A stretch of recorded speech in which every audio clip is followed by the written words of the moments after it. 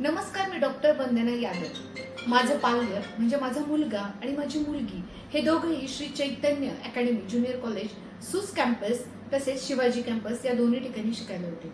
माझी मुलगी 11वी-12वी त्याच ठिकाणी झालेली आहे आणि ती जेव्हा बाहेर पडली तेव्हा माझ्या मुलाचंही ॲडमिशन मी त्याच ठिकाणी घेतलेलं आहे आणि दोन्ही कॅम्पस अतिशय उत्तम आहेत। राहण्याची खाण्याची अगदी चांगली सोय आहे आणि सगळ्यात महत्त्वाचं म्हणजे प्रत्येक पालकाला जे टेन्शन असतं की आपला मुलगा मोबाईल वापरेल आणि अभ्यास करणार नाही, हे टेन्शन आम्हाला त्या दोन्ही कॅम्पसमध्ये कधीच जाणवलं नाही।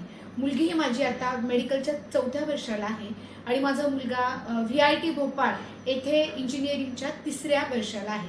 त्या दोघांची अभ्यासाबाबतीत कधीही काही तक्रार आली नाही आणि तिथले शिक्षक, तिथले प्रिन्सिपल हे सगळेच अतिशय मदत करणारे। म्हणजे मला तर असं आठवतंय की माझा मुलगा आहे शौर्य रावसाहेब यादव, तर त्याचं रँकिंग पण चांगलं होतं तिथल्या एक्झामचं आणि तो रात्री सरांच्याच रूमवरती 2-2, 3-3 वाजेपर्यंत अभ्यास करायचा। जेव्हा पाहिजे तेव्हा तिथले शिक्षक कॅम्पस असल्यामुळे तिथे अवेलेबल असायचे, त्यामुळे आपला पाल्य श्री चैतन्य ज्युनियर कॉलेजमध्ये असल्याचा मला नितांत फायदा झालेला आहे।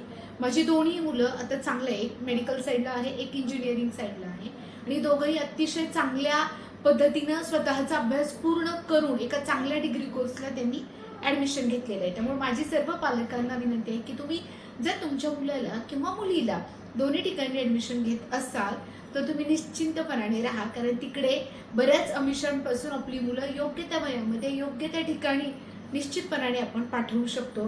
त्यामुळं नक्की आजच आपला प्रवेश निश्चित करा श्री चैतन्य ज्युनियर कॉलेज या ठिकाणी।